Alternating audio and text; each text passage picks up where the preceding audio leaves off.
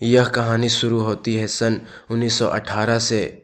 इसी साल एक अमेरिकी राइटर जो बच्चों की कहानियाँ और कॉमिक्स लिखते थे, उन्होंने सबसे पहले इस डॉल का जिक्र अपनी किताब ट्रेजेडी ऑन में किया था।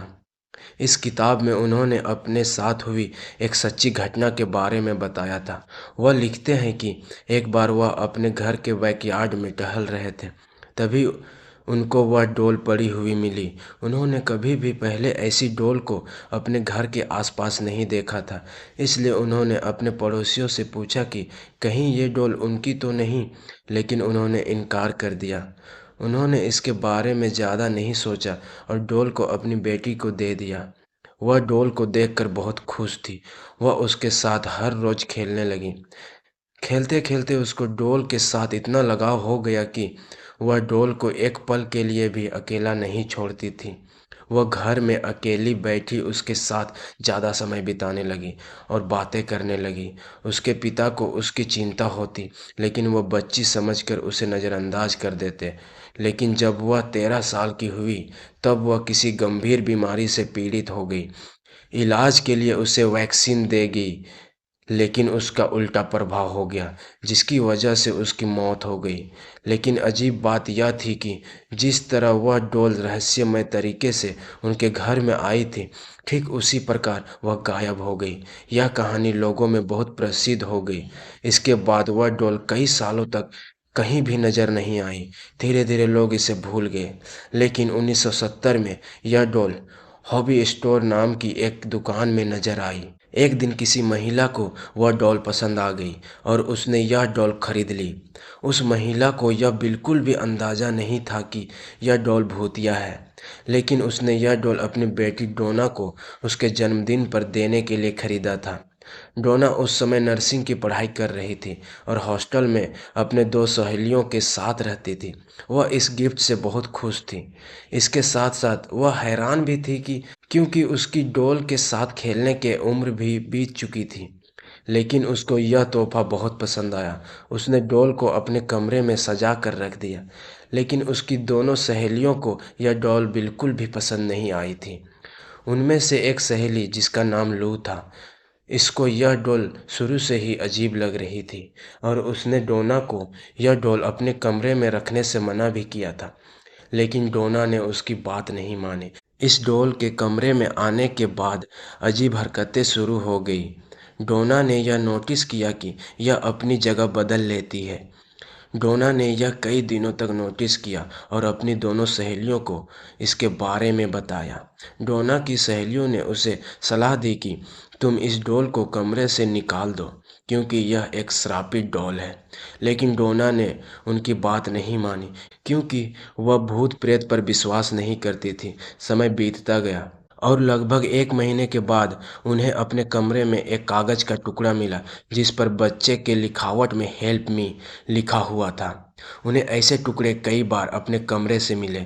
एक दिन जब तीनों सहेलियां अपने कमरे में पहुंची तो उन्होंने देखा कि डॉल छाती पर और कमरे पर लाल रंग के निशान पड़ गए हैं।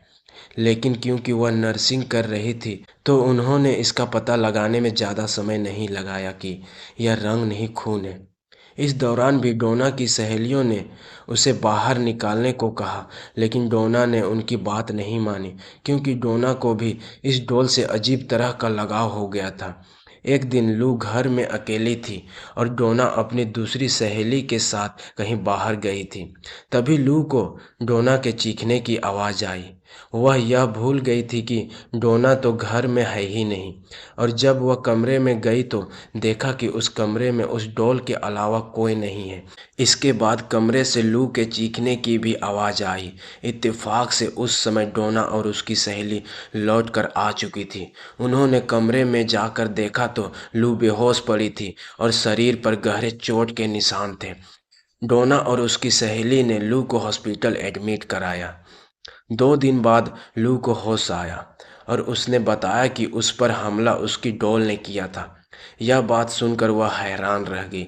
डोना तुरंत ही चर्च जा पहुंची और फादर को उस घटना के बारे में बता दिया। फादर ने उनकी बात सुनकर उनको अपने सीनियर फादर के पास भेज दिया। उन्होंने कहा कि इस डॉल में बुरी आत्मा का साया है और यह बात उनके संभालने योग्य नहीं है। इसलिए उन्होंने यह खबर पैरानॉर्मल एक्टिविटी एक्सपर्ट पति पत्नी को दे दी। यह दोनों डोना के हॉस्टल पहुंच गए और डॉल के साथ एक हफ्ता बिताया। एक हफ्ता बिताने के बाद उन्होंने बताया कि इस डॉल के अंदर एक शक्तिशाली आत्मा का वास है और ये आत्मा डॉल से निकलकर इंसानी शरीर में जाना चाहती है। इसने डोना का शरीर चुना है। उन्होंने बताया कि इस डॉल को डोना से जल्दी दूर करना होगा। यह सुनकर डोना बहुत घबरा गई और डॉल को उनके साथ ले जाने के लिए हाँ कर दी। यह पति पत्नी इस डॉल को अपनी कार में घर ले जाने लगे।